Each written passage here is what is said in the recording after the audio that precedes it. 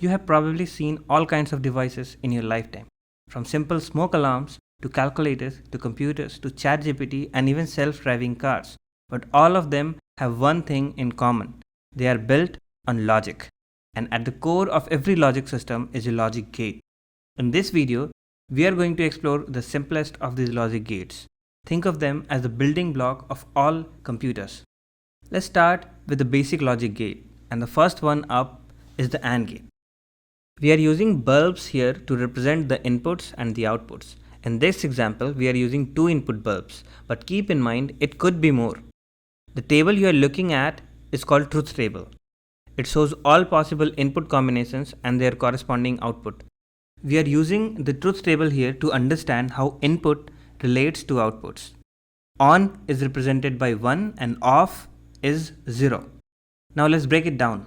When both inputs are off, 0 and 0, the output is off. If one input is on, the output is off. But when both inputs are on, 1 and 1, only then the output turns on. That's the rule for the AND gate.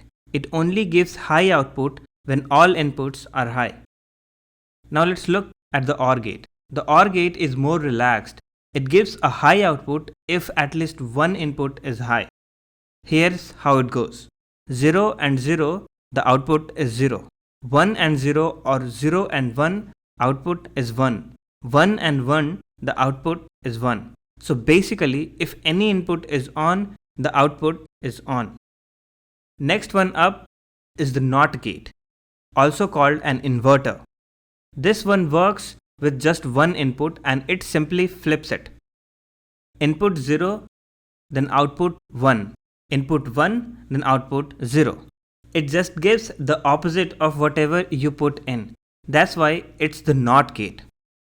So those were the basic gates, AND, OR and NOT. Now let's look at some gates built by combining these. The first one up is NAND gate. The NAND gate is basically an AND gate followed by a NOT gate. So it does the opposite of what an AND gate does. Here's how the logic works. 1 and 1, the AND gate gives 1. NOT gate flips it to 0. Any other input combination, AND gives 0, then NOT flips it to 1. So the NAND gate gives a low input only when all inputs are high. This is how the actual symbol of a NAND gate looks like. Next is NOR gate. The NOR gate is an OR gate followed by a NOT gate. So it does the opposite of OR gate. The truth table, 0 and 0, OR gives 0. NOT flips it to 1. Any other input, OR gives 1. NOT flips it to 0. The NOR gate gives a high output only when all inputs are low. This is how the actual symbol of a NOR gate looks like. XOR gate or exclusive OR. The XOR gate is a bit different. It gives a high output when the inputs are different. 0 and 0, the output is 0. 1 and 1, the output is 0. 1 and 0 or 0 and 1, the output is 1. That's XOR gate or exclusive OR. The last one on the list for today is XNOR gate or exclusive NOR. The XNOR gate is just the opposite of XOR or XOR.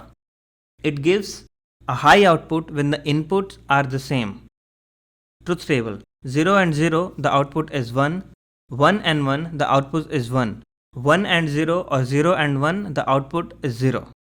In short, XNOR outputs on when both inputs match. This is how the actual symbol of XNOR gate looks like.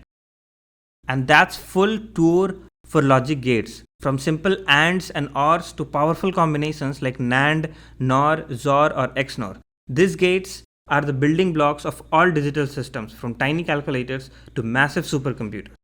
Actually, the computer or mobile device you are watching this video on is made up of billions and billions of these logic gates, all working together in incredibly complex combinations.